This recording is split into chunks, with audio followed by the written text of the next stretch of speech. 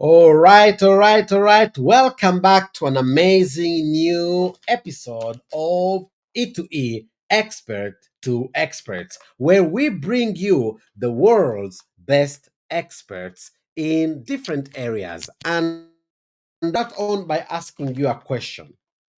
Have you ever thought of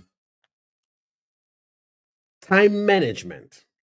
But I want you to be open today because today we are going to deal with time management in a different perspective from a different point of view. And the expert of today is somebody who has mastered the game of managing the most important resource we have on earth. And this resource is your time. Time will never come back. You see, you can lose money, you can gain back money. But when it comes to time, once it's gone, it's gone. So today we're going to have a new perspective on how we can get the best out of time. And please be ready because it is going to be a new perspective which is kind of far away, different from what is the normal time management out there. So, with no more further ado, please join me and let's welcome on stage the one and only Mr. Mike Dales. Hello, Mike. How you doing? Hi, Moses. Hi, I'm fine, thanks. I'm really well. Yeah, thank you. How are you doing? I'm so excited to have you here because we have been working on getting on you on our episode and our podcast of E2E for, I guess, the last nearly almost 2, 3 months. But we've got some technical challenges, travels, and busy schedules. But finally, we are here and I'm so excited. How are you doing, Mike? Yeah, good, thanks. And we seem to have solved all the technological problems and we've got a connection. So good. Let's go for it. Yes, Mike. So, Mike, first of all, I want to ask you, what is time for you and what's the meaning of time for you?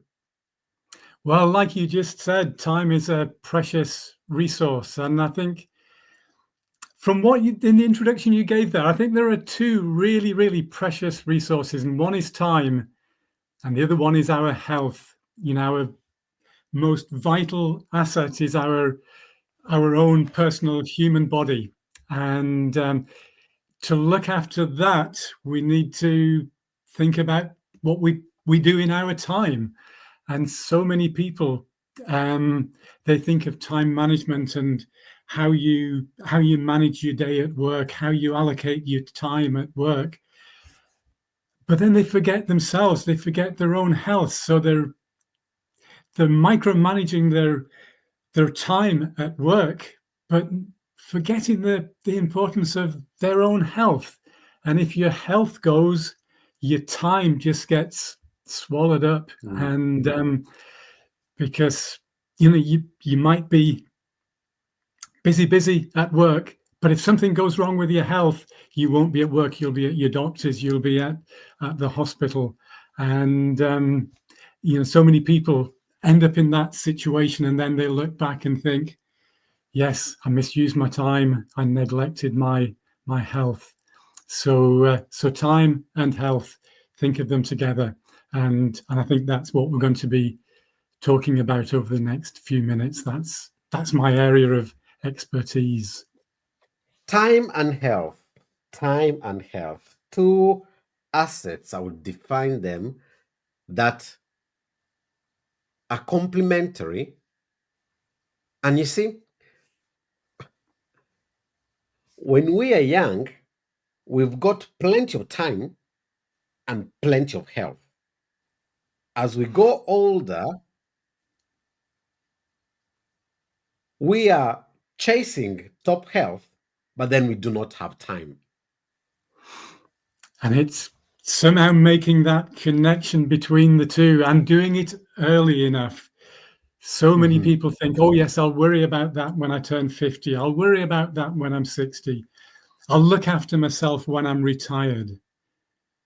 But if you're well before that, if you're in your 40s, if you're in your 50s, whatever age you are, um, look ahead and imagine being retired, having a good pension, and having your health, because that must surely be the sort of life's perfect combination when you're that age. Because if you're retired and you've got the money and you've got the time and you've got your health, you can do all those things you dreamed of.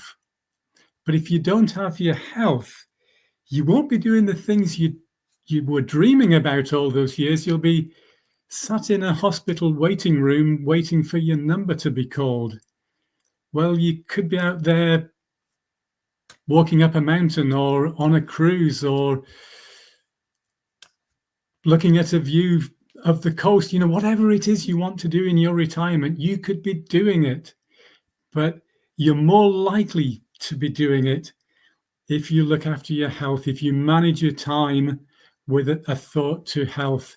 And my way of doing that, of encouraging that, promoting that, is through the benefits of regular exercise, because there are no guarantees in this game. You can do lots of exercise and you not get the rewards, but you are massively stacking the odds in your favor if you Mm, take regular exercise. And I don't mean, this is not about compulsory triathlons or marathons or anything like that. It's just doing that bit more than you were doing at the moment, just increasing slightly, feeling better for it, and maybe increasing slightly again.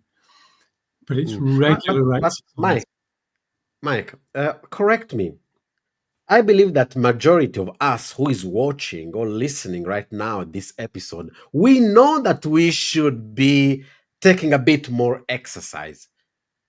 But somehow there is a kind of disillusion and kind of developing an expectation of failure whenever you try again. Can you address this aspect? Yes, that expectation of failure, because you've failed in the past, therefore you expect to fail again. And overcoming this hurdle of turning attempts to do more exercise into the reality of sustaining it, somehow making it sustainable.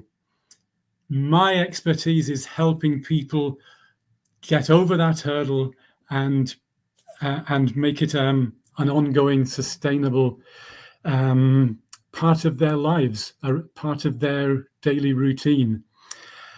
And the way I did it, it's not the only way, but I think it's a very good way, is through developing your own personal, sustainable exercise challenge.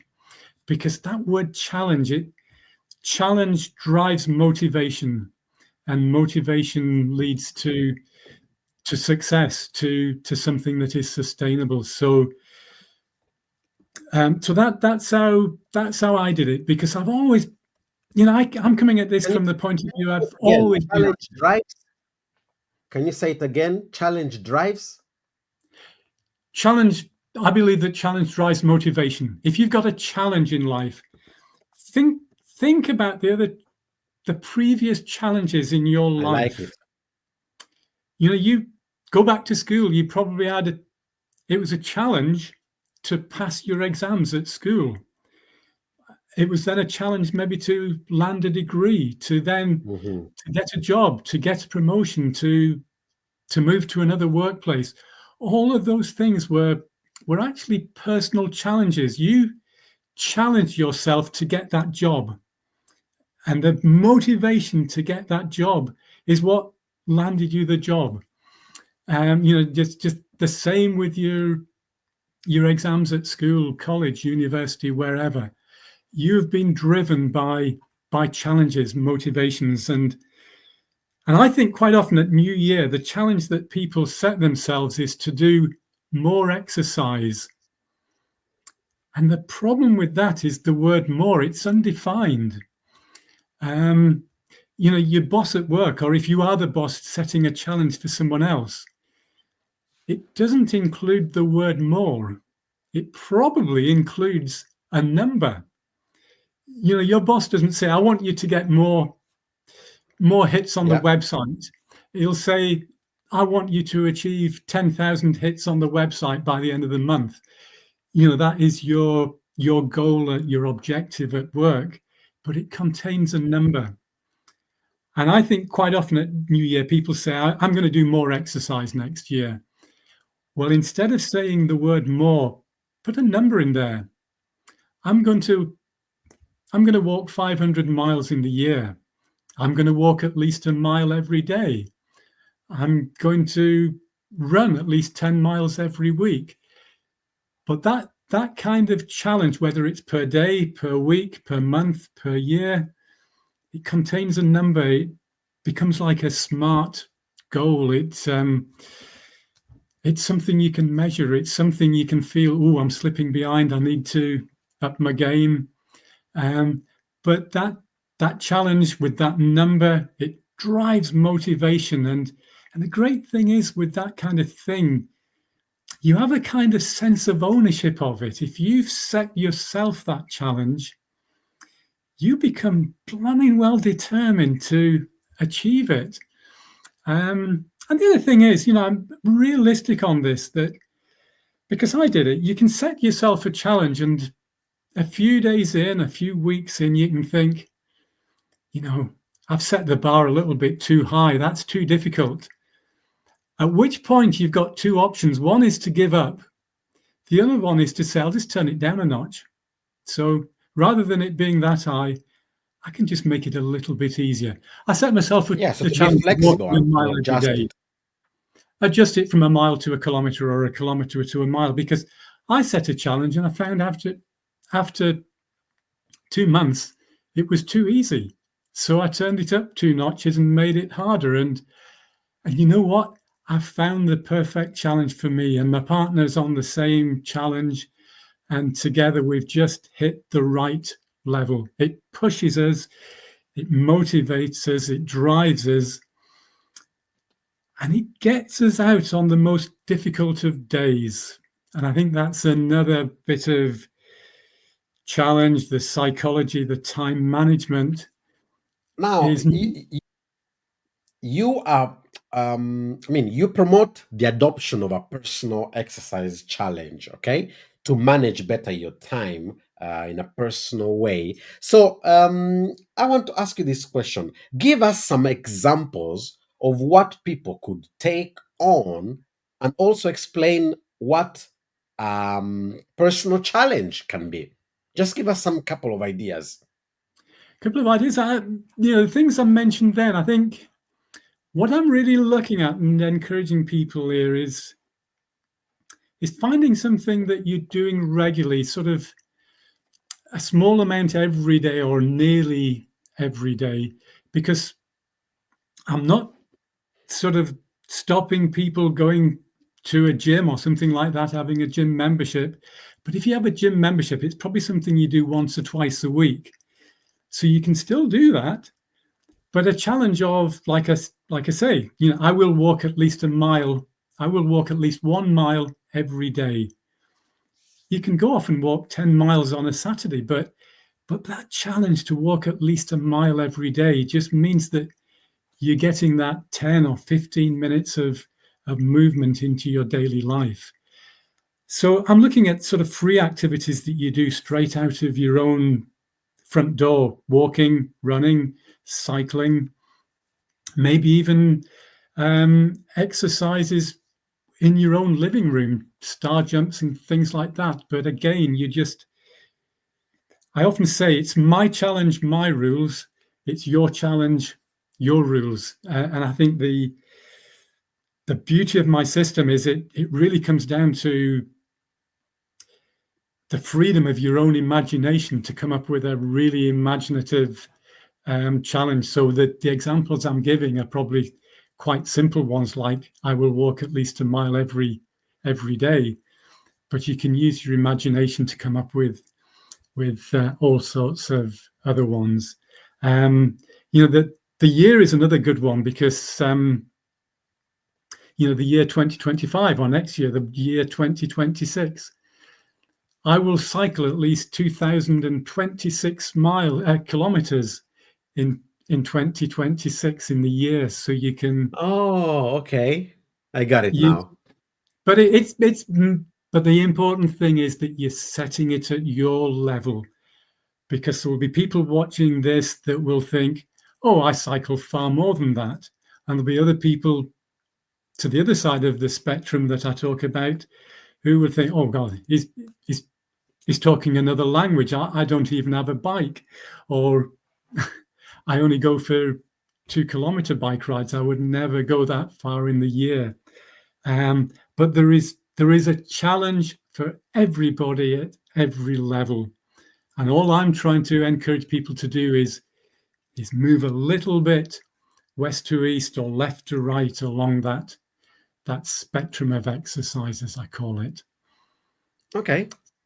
Okay. And why you? What makes you be the expert in working on personal time management? Yes, well, this really comes about because I hit a bad spot about 15 years or so back. Mm, And up to that point, I'd always been active, always been fit, and so on. But things were bad at work. And one day it really hit me that my boss sat me down, lectured me, and he was really trying to get rid of me out of the organization. And I think in that moment, I saw that everything was falling apart, not just this job, not just that workplace, but I'd been putting so much time into that job that I'd taken my eye off the ball in so many other respects.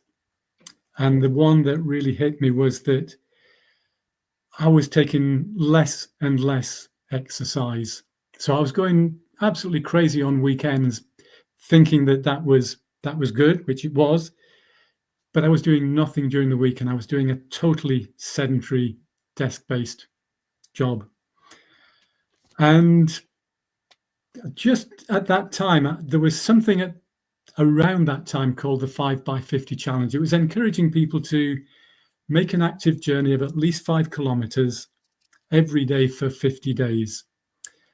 So my partner and I, we signed up for it. We did it. We enjoyed it. It made a big difference. We felt healthier, fitter at the end of it. And we said, we must try to keep some aspect of this going. So we did. From that moment on, we took more exercise than we'd been doing previously. But by the end of the year, by November, December, we were back where we'd been. All that springtime excitement and momentum had been lost. And around Christmas, New Year, we reviewed the year about to end and thought, yeah, can you remember that 5 by 50 challenge back in April and May? Shall we bring it back into our lives for next year? So we set a challenge, and this was for 2013. We set a challenge to make an active journey of at least 5 kilometers on 270 days next year. And we set out in January, and we missed a few days. We were slightly behind the curve. We picked up the pace in February, and we were back ahead of the curve now. But from late March onwards, I just thought, I'm not missing a single day now. So the challenge changed from 270 days in the year to never miss a single day for as long as possible. And that unbroken exercise streak of making an active journey of at least 5 kilometers every single day has now gone for over 12 years. And I'm currently on, and I'm looking for the number beside me. Today is day number 4,426 consecutive days of walking, cycling, running, canoeing, kayaking, or skiing at least 5 kilometers every single day. So that has become our challenge between the two of us. So I love the fact that you're doing it with the with your couple, with your partner, with your spouse. So Mm. it allows even to consolidate and bound and then have a body partner commitment. So there's accountability with somebody else. I love that. That's brilliant. It is an That's important brilliant. part of it. And it doesn't necessarily need to be your life partner. It could be a work Yeah. colleague. It could be a friend. It could be a team of people at work. It could be somebody else in the chess club or the football club or whatever it is. Your hobby, your interest. But the other one was that 1 year into this challenge, somebody said to me, "Oh, well done, 1 year. That's brilliant. You should write a book about that." Ah, okay. And I laughed. I thought, nobody wants to read a book about me doing this for 1 year. No, I didn't know then that I was going to keep it going for so long. But a few more people started saying, "Oh yeah, there's a book in that." And after about 3 years, I thought, actually, so many people have mentioned writing a book. I should give this some thought. And that's when I thought, actually, the story isn't about me and my challenge. It's about challenges generally. So the book, that I eventually wrote, Find Time for Exercise, begins with, this is my challenge.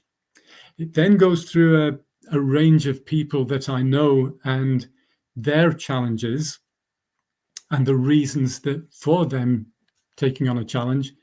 But the final part of the book is really the subject of the book, where it goes, so what are you going to do?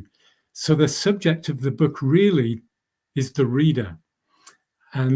So what the culmination of the book is to say, can I help you find your equivalent, to find your challenge? So that in a way, my difficulties at work all those years ago in 2011, 2012, led to me developing this challenge, led to me writing a book, and that has led to me setting up something called the Active Lifestyle Academy, which is where I can actually work one-to-one with people. So you can read the book, but you can actually work with me to not just create a challenge, but to really, really establish it and tweak it and make it a sustainable part of your new life in the future. Wonderful, brilliant. And as we are closing now, we're getting to the closing part of this podcast. Any one of you who is watching us, make sure to download this episode, share it with somebody who needs to find a new perspective or how to personally manage their own time. And Mike Dales is is the expert on how you can turn around your time by starting from your own self. And I want to add on one thing, Mike. In my trainings and when I coach my clients, I always tell them to put themselves first because it's always a self first, not selfish. Self first. So putting yourself first enables you to start now having a different type of focus. And now you start looking inside yourself.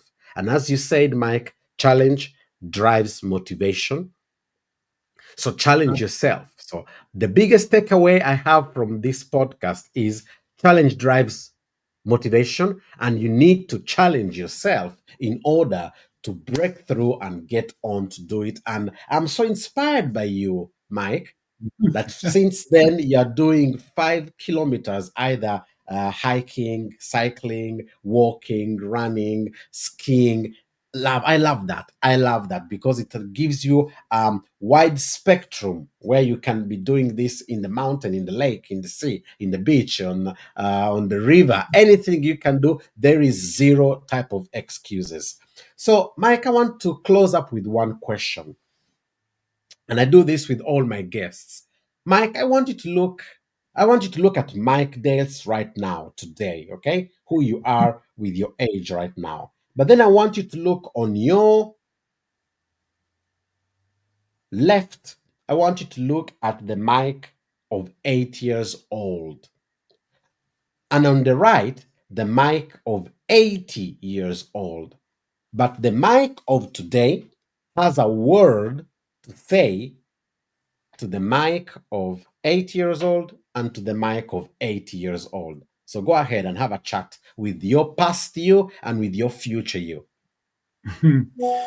Yes, well, I think the Mike of 8 years old was just outdoors the whole time. You know, he was playing football for most of the year and cricket through the summer and a little bit of running as well. You know, I probably didn't realize at that stage that I was going to become a runner in future, but I think my message back to the Mike of 8 was thank you for being so active. Thank you for spending those hours outdoors because that was the seed was sown. In fact, I think the seed was sown by my grandfather when I was about 2 or 3 years old, because he took me out on what he called nature walks. And that fed into me being 8 years old and active and outdoors all the time. And looking forward to being 80. Keep challenging, keep those lists of challenges going and motivate yourself, drive yourself to work on those challenges, to keep them sustainable, and aim for 90, aim for beyond 90.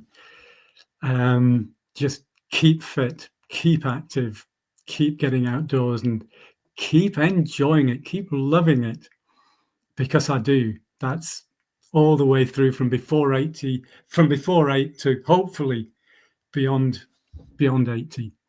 My dad's 97 on Wonderful. Saturday, and he is still really active. If I phoned him now, he would. If I phone him now, he won't answer the phone because he'll be outside, and the phone will be ringing inside. He'll be out in the garden right now, almost, definitely. Wonderful. That's a great inspiration. So you have been inspired by your grandfather and you saw the example of your father. So the switch for you, you had the right role models, you had the right environment. The switch for you was something that came kind of natural. And then it was just a matter of keeping it consistent. Is that correct? I think so. My strongest memory from when I was young was these nature walks with my grandfather. And I have to thank him for taking me out on those walks, because yesterday I was on top of two amazing Scottish mountains yesterday, and that was just the continuation of those walks with my grandfather. You know, that he did sow the seed, and there I am now, you know, sort of in my mid-60s and on top of those mountains, loving the long distance views, looking at Ben Nevis in one direction, the Cairngorms in another direction, and surrounded by mountains all around. And because I've been spent so many days in those mountains, I got to the top yesterday and I was able to name every one of them around 360 degrees, because I just love the outdoors. But I have a passion for sharing that enthusiasm with others and motivating them to find their equivalent. And that's the important thing. I'm not motivating people to copy what I do. I'm hopefully motivating people to find their equivalent, and it could be very different to what I do, but if it works for them and it moves them along the spectrum of exercise, then I've done my job, and I feel good about that, and I feel happy for the person that I've helped to move along, and hopefully made them help make them better people at work, because they're more active, more fresh air, clearer thinking, less likely to have doctors and hospital appointments, and hopefully made them better family people as well, because rather than wrecking your own health in order to help your family, but then falling down yourself, you're going to be there for your family and going to be there for your work. Sustainability is what it's about. Wonderful, wonderful. Thank you, Mike. And for all of you who want to know more about Mike or you want to follow him, you can follow him on all social medias, and you can find him on Instagram, Facebook, YouTube, TikTok, and X, the former Twitter. You can find him through Find Time for Exercise. And before we leave, Mike, what is the gift you want to give to everybody? A free gift to the people who are watching us and listening to us. Okay, so there's a link which I believe you've got there on my website, findtimeforexercise.com/academy. And if you go to that page, you can put in your details and sign up, and that will get you onto my next free online training session. So I will go through a lot of these skills, a lot of this enthusiasm, and really get you fired up from that roughly about a 1 hour free virtual event. And I look forward to speaking to people at that.